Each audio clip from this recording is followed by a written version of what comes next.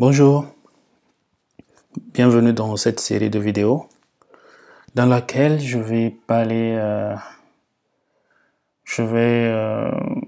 vous montrer comment migrer une architecture d'application à base de Spring Cloud vers un PaaS Kubernetes. Alors, la timeline de tout ça dans la communauté Spring Boot, où on utilise beaucoup des composants Netflix.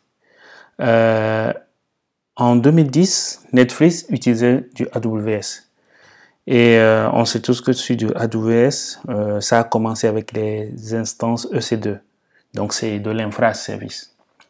Donc, quand Netflix utilisait les infra de AWS plutôt, il a mis au point des composants, à savoir Ribbon en 2012, Citrix en 2012 aussi, et en 2012 aussi, on a eu les microservices.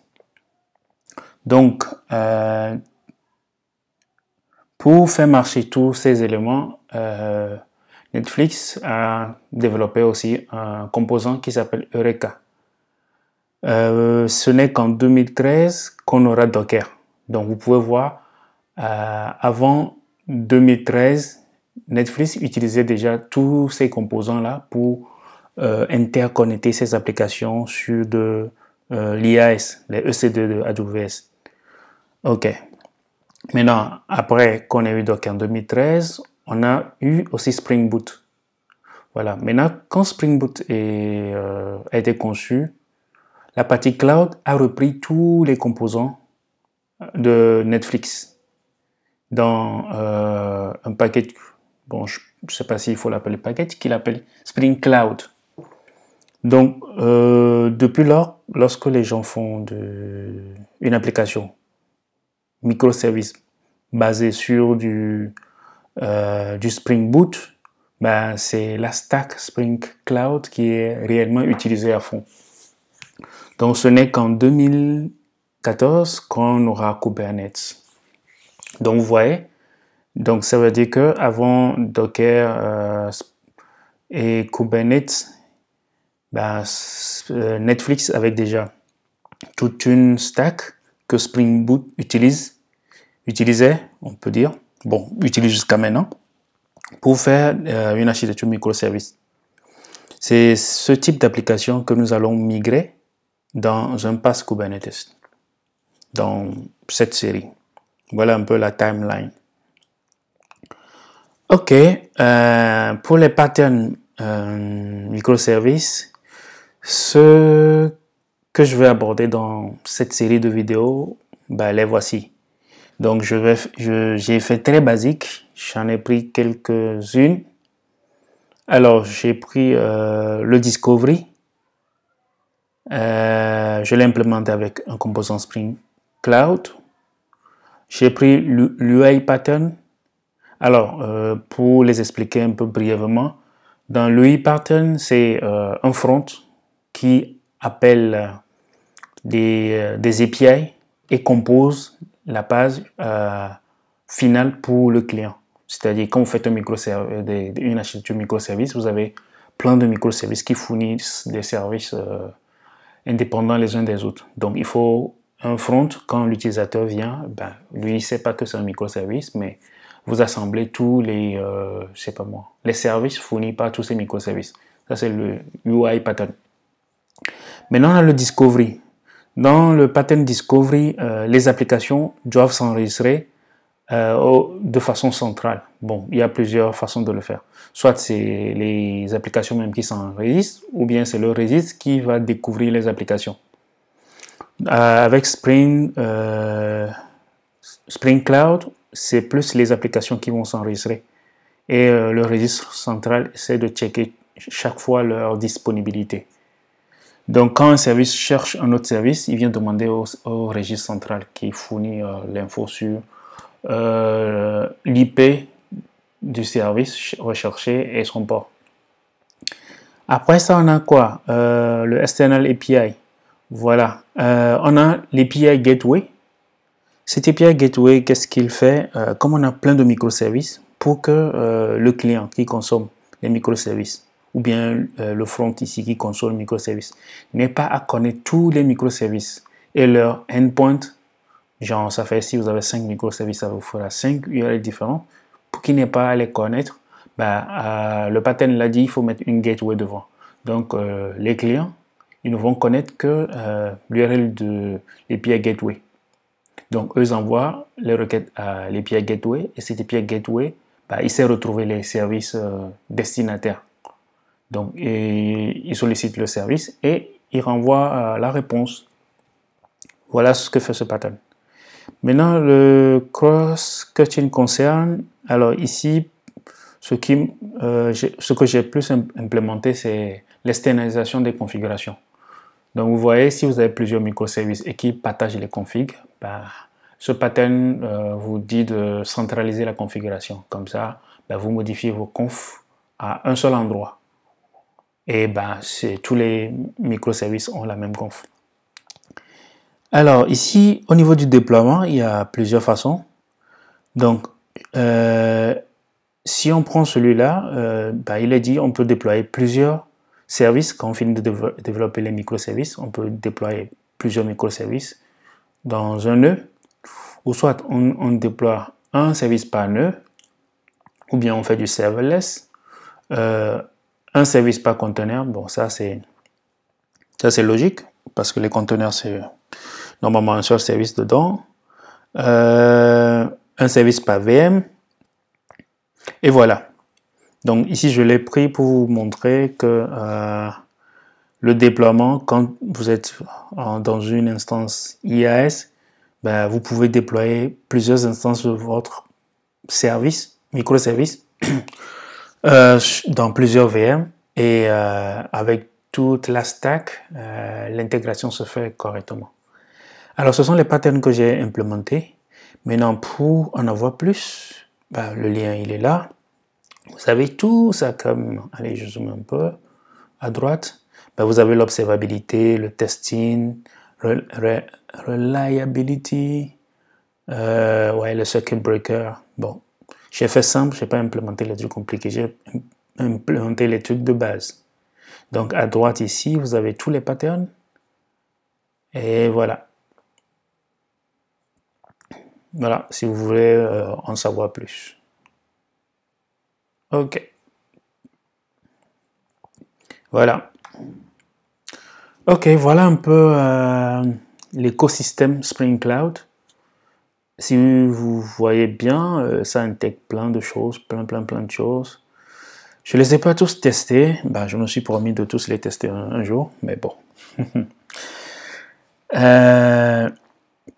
Vous en avez pour Amazon, intégration avec Amazon, Alibaba, Cloud Foundry, Service Broker, Cluster, Common Config.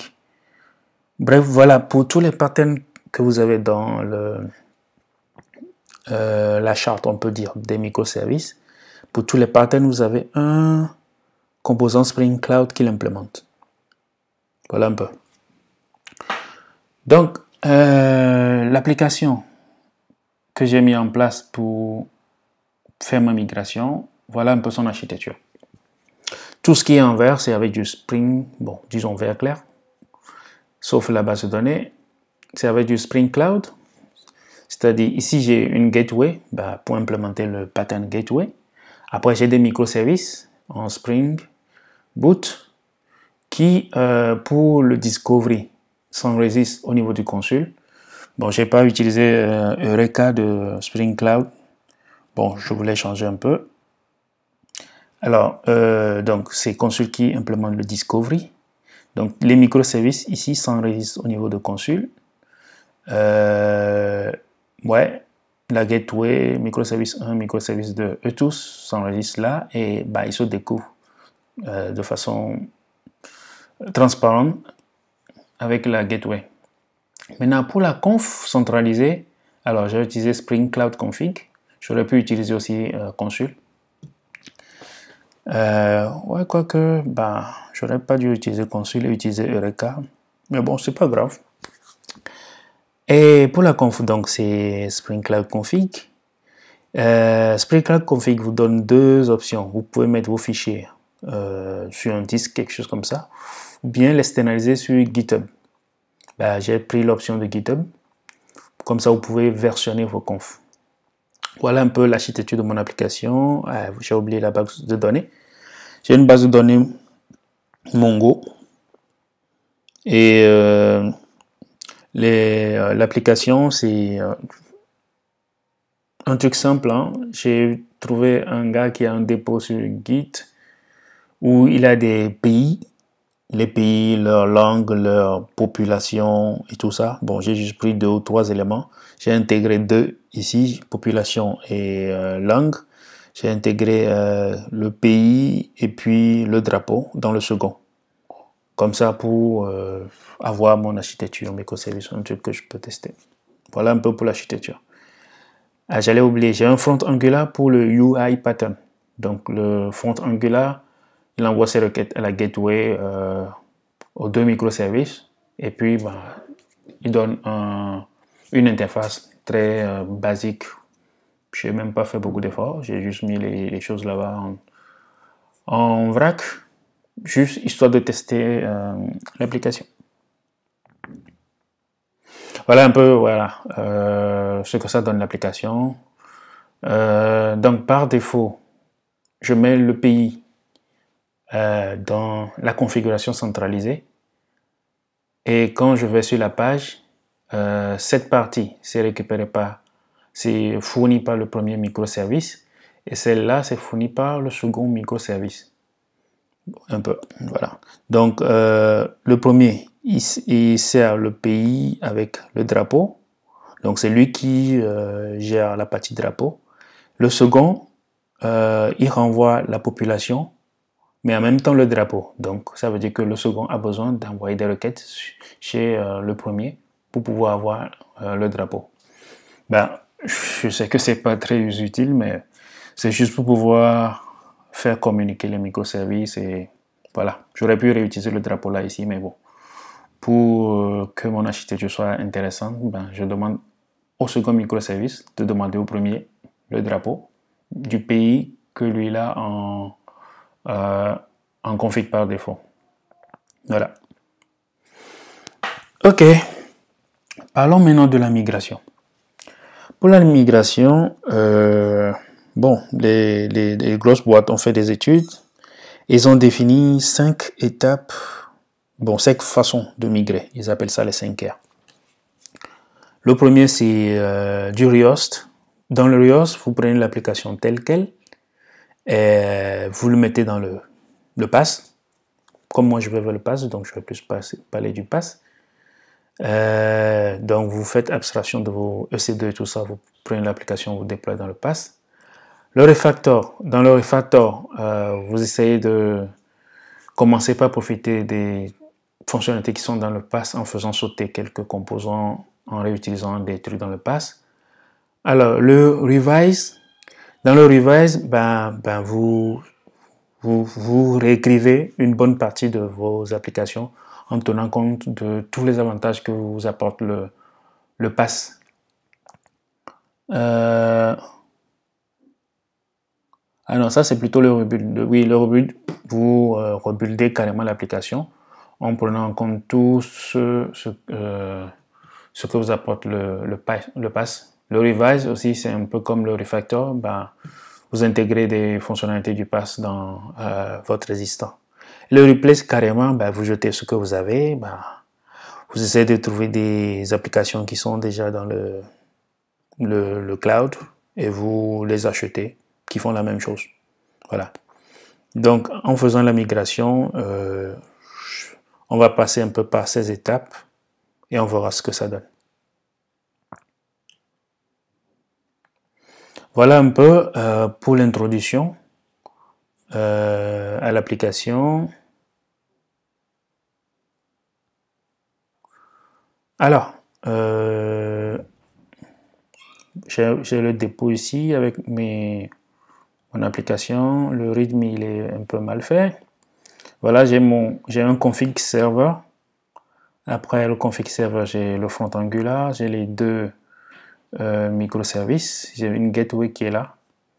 Bon, le Docker Compose, c'est pour lancer, comment ça s'appelle encore, la base de données Mongo et le consul.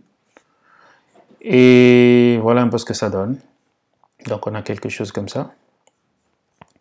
Quand j'actualise, ça envoie des requêtes, ça remplit la première partie et la seconde partie. Ouais, voilà un peu consul qui sert de discovery. Ici, tous mes services sont enregistrés. Le cloud config. Voilà, j'ai deux instances qui tournent actuellement. Celui-là aussi, j'ai deux instances. Ils tournent tous sur la même machine, mais avec des ports différents. Donc, vous pouvez aussi les faire tourner sur des VM différentes. J'ai aussi voilà, langue population, pareil, sur la même machine, mais avec des ports différents. Donc, ça fait que s'il y a une instance qui tombe, le service il continue de tourner. Donc, voilà un peu mon architecture. Et voilà l'introduction à cette série de vidéos. Dans les prochaines vidéos, je vais commencer par décrire un peu les composants que j'ai utilisés au niveau de Spring Cloud. On va plus faire focus sur Spring Cloud et on va commencer par les migrer un à un dans le PaaS. Merci. N'oubliez pas de vous abonner à la chaîne et de vous abonner aux notifications. Comme ça, vous serez notifié quand il y aura de nouvelles vidéos.